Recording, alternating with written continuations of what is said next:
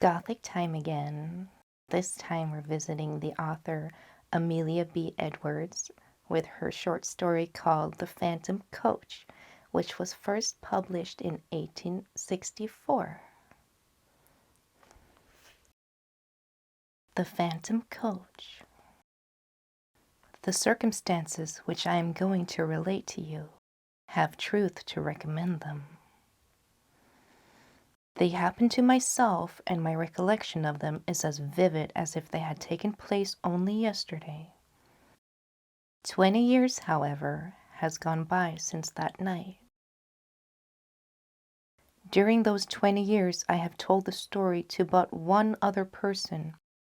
I tell it now with a reluctance which I find it difficult to overcome. All I entreat, meanwhile, is that you will abstain from forcing your own conclusions upon me. I want nothing explained away. I desire no argument. My mind on the subject is quite made up, and, having the testimony of my own senses to rely upon, I prefer to abide by it. Well, it was just 20 years ago, and within a day or two of the end of the grouse season. I had been out all day with my gun and had no sport to speak of. The wind was due east, the month December, the place a bleak, wide moor in the far north of England, and I had lost my way. It was not a pleasant place in which to lose one's way, with the first feathery flakes of a coming snowstorm just fluttering down upon the heather and the laden evening closing in all around. I shaded my eyes with my hand and stared anxiously into the gathering darkness, where the purple moorland melted into a range of low hills, some 10 or 12 miles distant. Not the faintest smoke wreath, not the tiniest cultivated patch or fence or sheep track met my eyes in any directions. There was nothing for it but to walk on and take my chances of finding what shelter I could by the way. So I shouldered my gun again and pushed warily forward, for I had been on foot since an hour after daybreak, and had eaten nothing since breakfast. Meanwhile, the snow began to come down with ominous steadiness, and the wind fell. After this, the cold became more intense, and the night came rapidly up. As for me, my prospects darkened with the darkening sky, and my heart grew heavy as I thought how my young wife was already watching for me through the window of our little parlor, and thought of all the suffering in store for her on this weary night. We had been married for 4 months, and having spent our autumn in the Highlands, were now lodging in a remote little village situated just on the verge of the great English moorlands. We were very much in love, and of course very happy. This morning, when we parted, she had implored me to return before dusk, and I had promised her that I would. What would I not have given to have kept my word? Even now, weary as I was, I felt that with a supper, an hour's rest, and a guide, I might still get back to her before midnight, if only guide and shelter could be found. And all this time the snow fell, and the night thickened. I stopped and shouted every now and then, but my shouts seemed only to make the silence even deeper. Then a vague sense of uneasiness came upon me, and I began to remember stories of travelers who had walked on in falling snow until, wearied out, they were fain to lay down and sleep their lives away. Would it be possible, I asked myself, to keep on thus through all the long dark night? Would there not come a time when my limbs must fail and my resolution give way, when I too must sleep the sleep of death? Death, I shuddered. How hard to die just now, when life lay so bright before me. How hard for my darling, whose whole loving heart, but that thought was not to be borne. To banish it, I shouted again, louder and longer, and then listened eagerly. Was my shout answered? Or did I only fancy that I heard a far-off cry? I hallooed again, and again the echo followed. Then a wavering speck of light came suddenly out of the dark, shifting, disappearing, growing momentarily nearer and brighter. Running towards it at full speed, I found myself, to my great joy, face to face with an old man in a lantern. "Thank God!" was the exclamation that burst involuntarily from my lips. Blinking and frowning, he lifted his lantern and peered into my face. "What for?" growled he sulkily. "Well, for you. I began to fear I would be lost in the snow." Then folks do get cast away hereabouts for time to time, and what's to hinder you from being cast away likewise, if the Lord so minded?"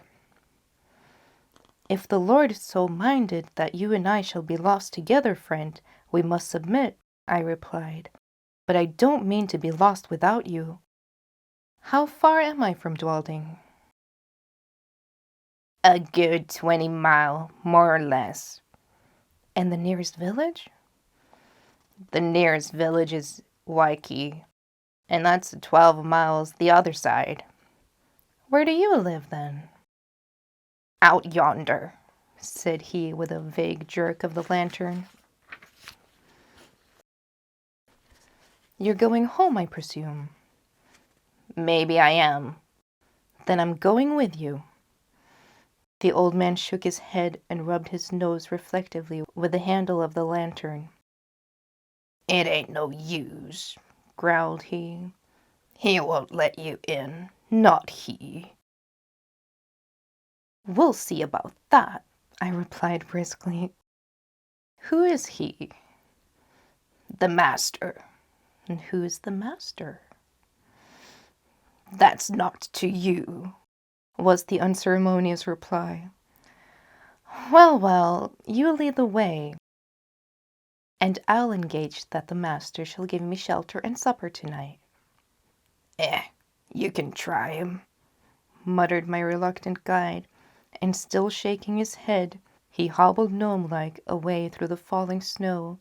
A large mass loomed up presently out of the darkness, and a huge dog rushed out, barking furiously. "Is this the house?" I asked. "Aye, it's the house. Down me." And he fumbled in his pocket for the key. I drew up close behind him, preparing to lose no chance of entrance, and saw in the little circle of light shed by the lantern that the door was heavily studded with iron nails, like the door of a prison.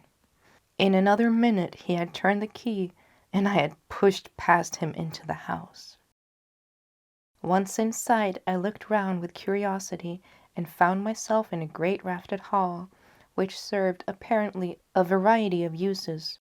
One end was piled to the roof with corn like a barn, the other was stored with flour sacks, agricultural implements, casks, and all kind of miscellaneous lumber, while from the beams overhead hung rows of ham, flitches, and bunches of dried herbs for winter use. In the center of the floor stood some huge object, gauntly dressed in a dingy wrapping cloth, and reaching halfway to the rafters. Lifting a corner of this cloth, I saw to my surprise a telescope of very considerable size. Mounted on a rude movable platform with 4 small wheels, the tube was made of painted wood, bound round with bands of metal rudely fashioned. The speculum, so far as I could estimate its size in the dim light, measured at least 15 inches in diameter. While I was yet examining the instrument and asking myself whether it was not the work of some self-taught optician, a bell rang sharply. "That's for you," said my guide with a malicious grin. "Yonder is the room." He pointed to a low black door at the opposite side of the hall. I crossed over, rapped somewhat loudly, and went in, without waiting for an invitation. A huge white-haired old man rose from a table covered with books and papers and confronted me sternly. "Who are you?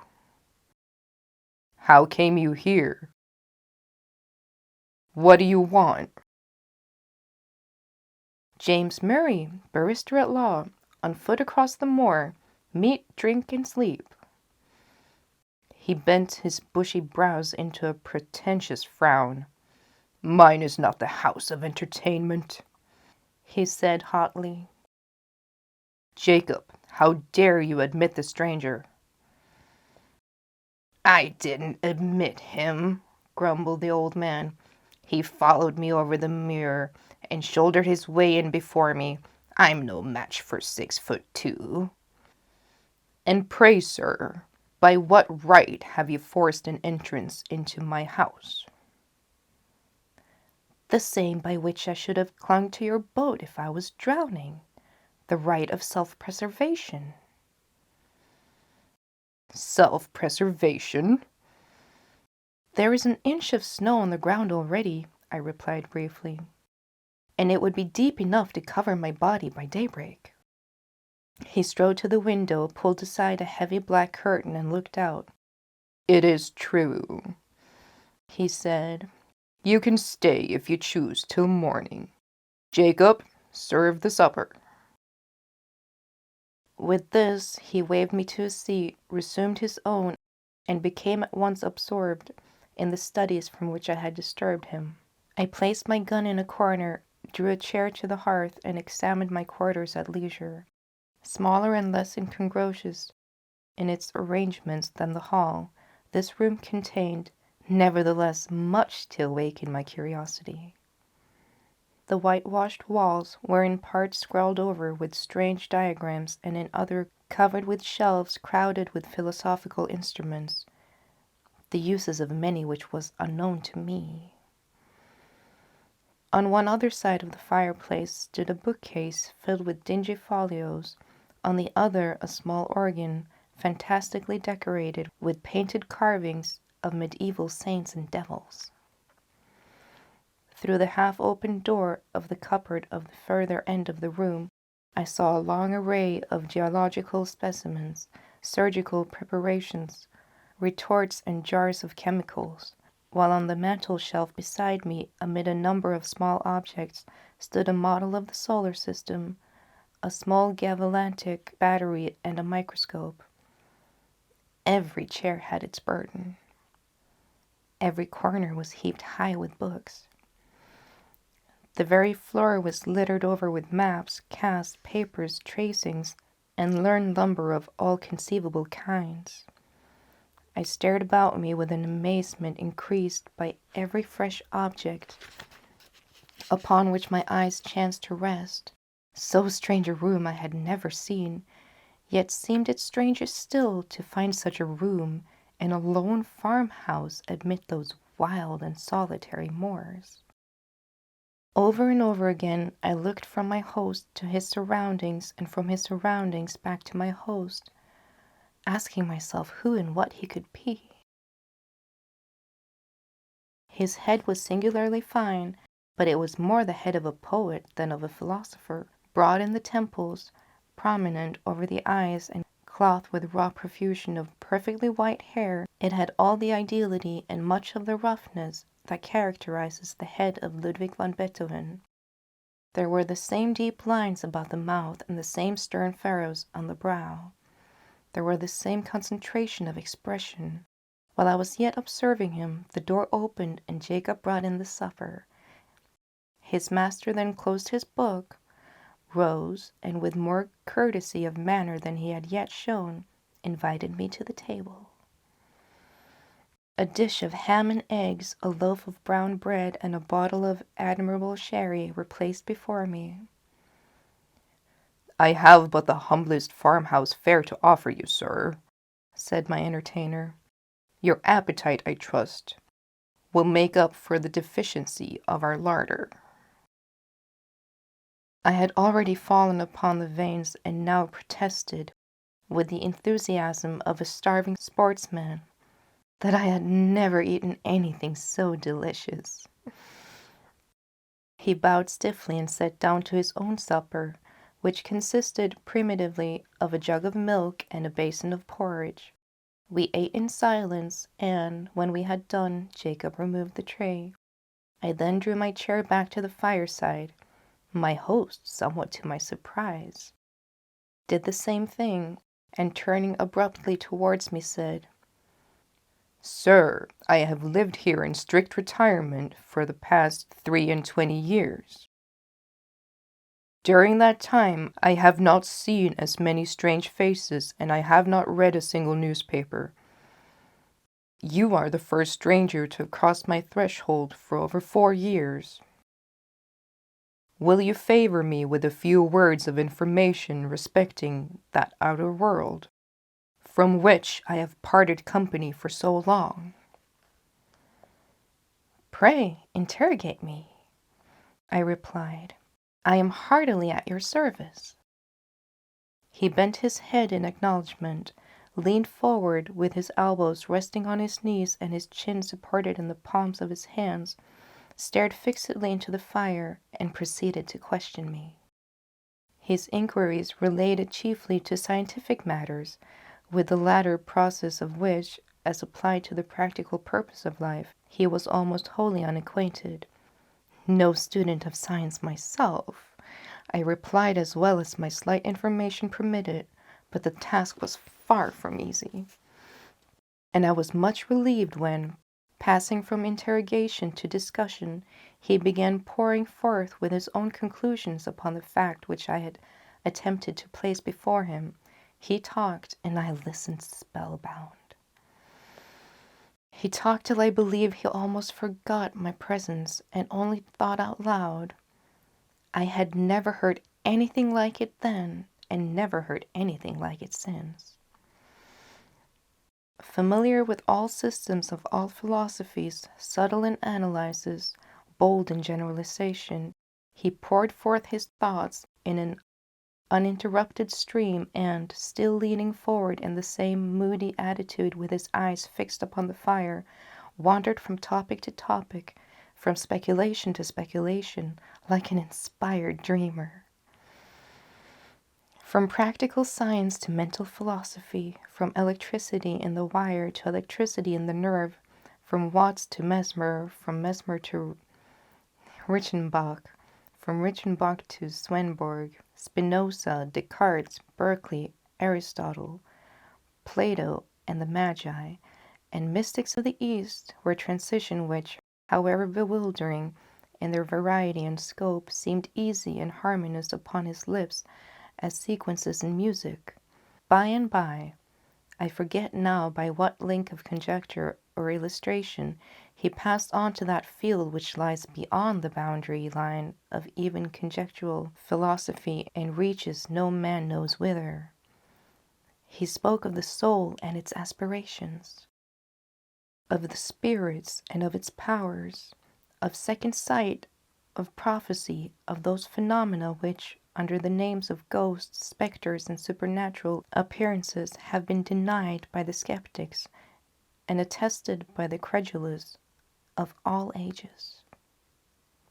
"The world," he said, "grows hourly more and more skeptical of all that lies beyond its own narrow radius, and our men of science foster the fatal tendency.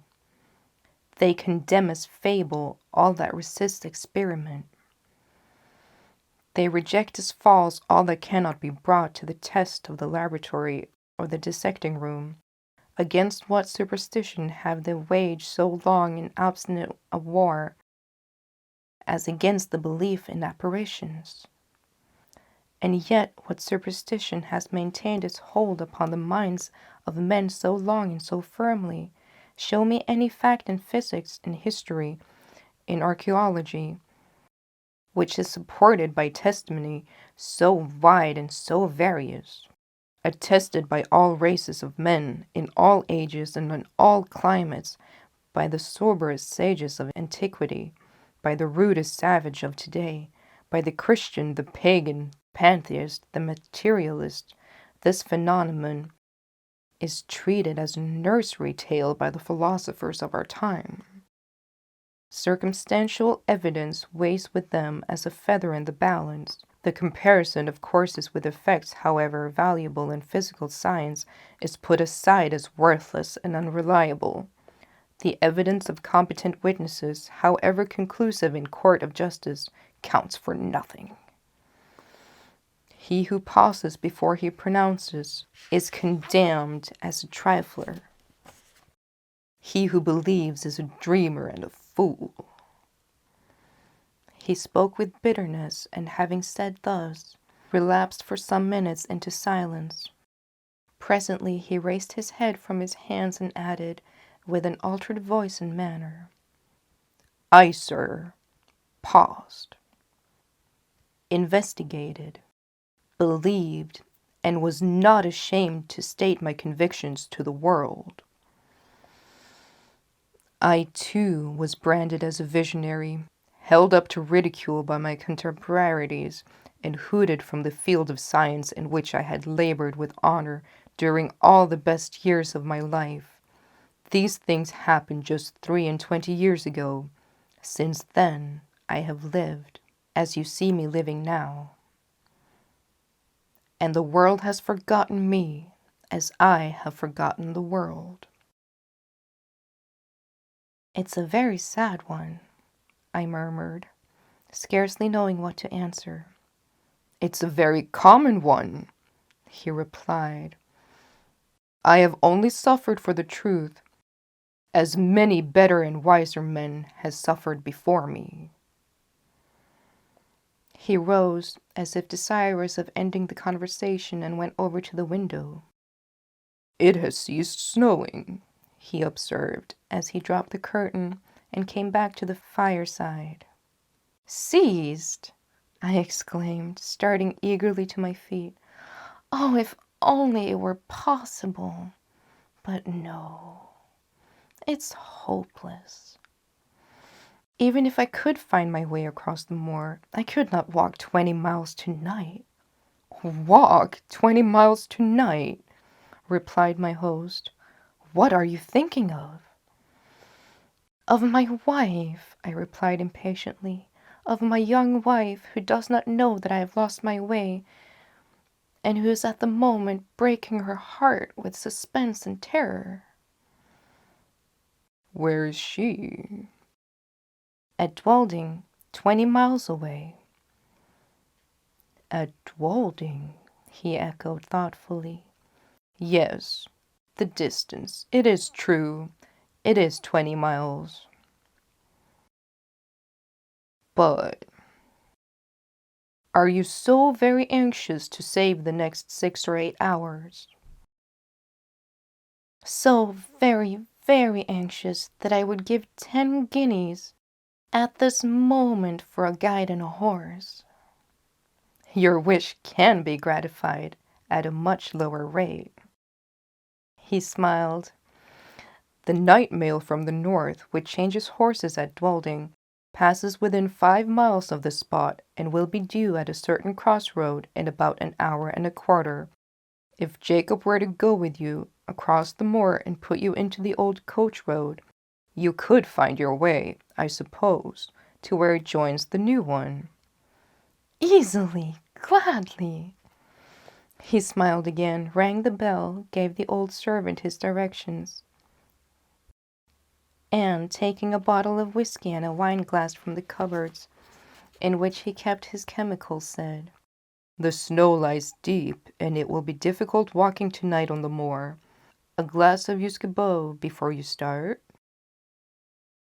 I would have denied the spirit, but he pressed it on me, and I drank it. It went down my throat like liquid flames and almost took my breath away. It is strong, he said, but it will help keep out the cold. And now you have no moments to spare. Good night. I thanked him for his hospitality and would have shaken hands, but that he had turned away before I could finish my sentence. In another minute I had traversed the hall. Jacob had locked the outer door behind me, and we were out on the wide white moor.